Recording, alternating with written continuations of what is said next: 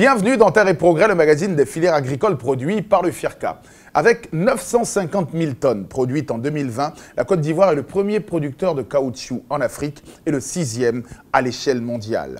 Malgré ces chiffres flatteurs, certaines localités du pays peinent à maîtriser la culture de l'EVA. C'est pourquoi depuis 2006, le CNRA a mis en œuvre le projet d'adaptation des clones en zone marginale. Au terme de la période contractuelle du projet, le FIRCA a organisé la restitution des résultats aux bénéficiaires. Voici notre compte-rendu.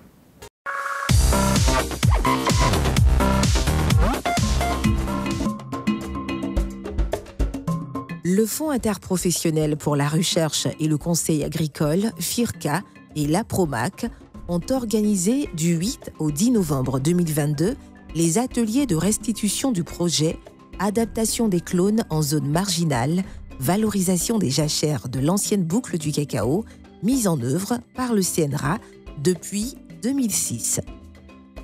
Cette série d'ateliers avait pour but de présenter aux producteurs d'EVA des régions du Mzi et du Moronou les résultats des essais menés pour leur proposer des clones d'EVA résilients. Ces ateliers se sont déroulés de manière éclatée avec la présence des autorités administratives et politiques des villes de Bokanda, Bongouanou et Ara. Le projet fait partie des premières actions d'introduction et développement de la culture d'EVA dans l'ancienne boucle du cacao. Son objectif était de contribuer à l'augmentation de la production nationale de caoutchouc naturel par l'extension du verger évéicole à ces zones autrefois considérées comme marginales. À chaque étape, dans les différentes villes visitées, Madame Traoré Assita, directrice du département culture d'exportation et production forestière, représentant le directeur exécutif du FIRCA, a salué la présence des producteurs en leur expliquant le sens de ces rencontres et en précisant la raison de l'implication du FIRCA dans la réalisation du dit projet. Il faut dire que déjà la filière EVA est un de nos grands contributeurs au niveau du FIRCA. Et donc il était logique que nous puissions mener des travaux pour répondre aux attentes des producteurs d'EVA. Tout le monde veut faire de l'EVA et on ne peut pas faire l'EVA partout.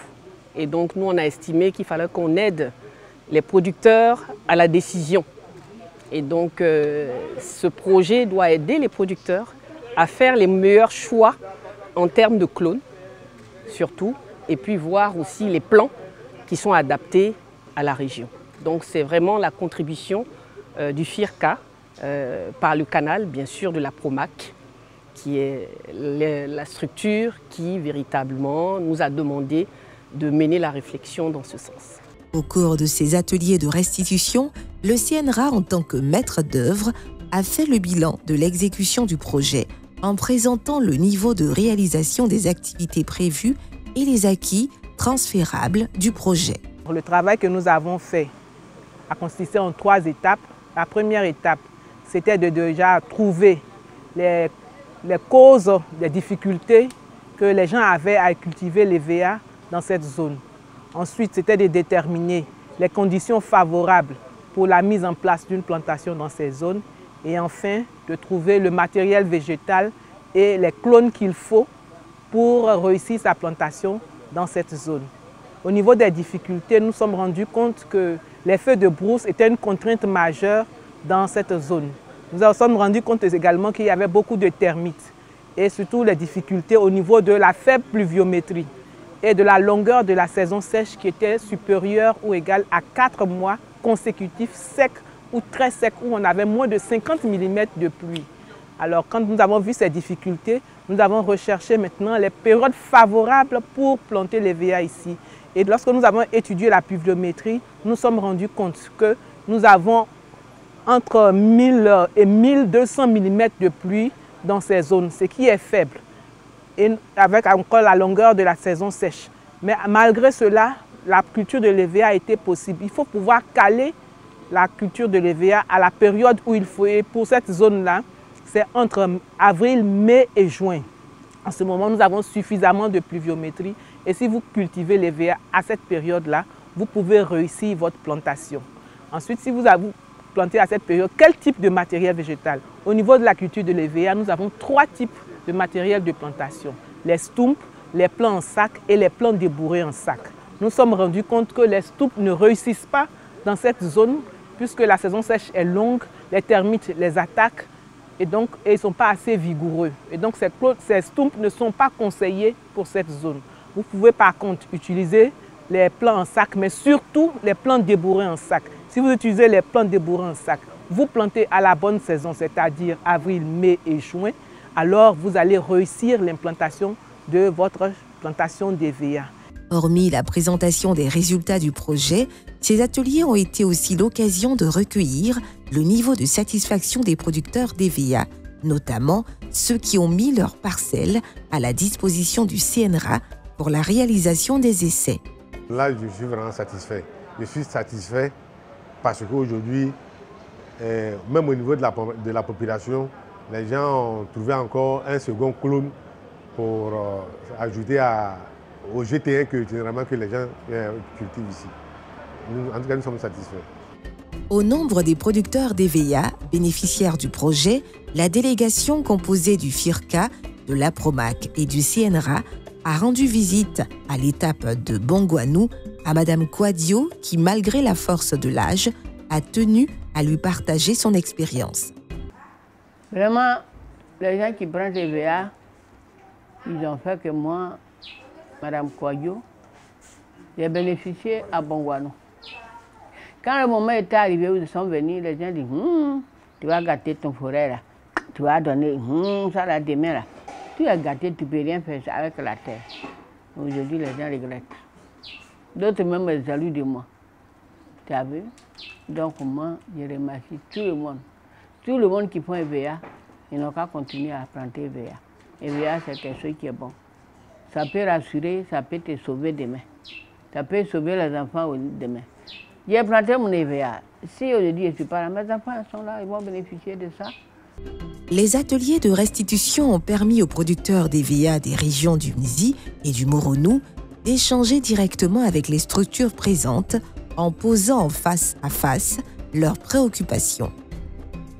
Ils n'ont pas manqué de partager leur niveau de satisfaction quant au projet d'adaptation des clones d'EVA dans leurs régions respectives et ont lancé un appel à leurs collègues producteurs pour mettre en pratique les résultats du dit projet. L'atelier nous a beaucoup édifié sur la zone marginale qui est de Bokanda.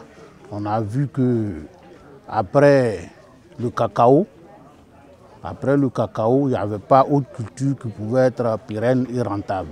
Mais avec les études et tout ce qu'on a eu comme résultat, je pense que c'est une zone qui va prendre facilement avec l'EVA et développer pour que les planteurs puissent vraiment avoir un gain mensuel. La pluviométrie n'est pas comme celle des autres régions.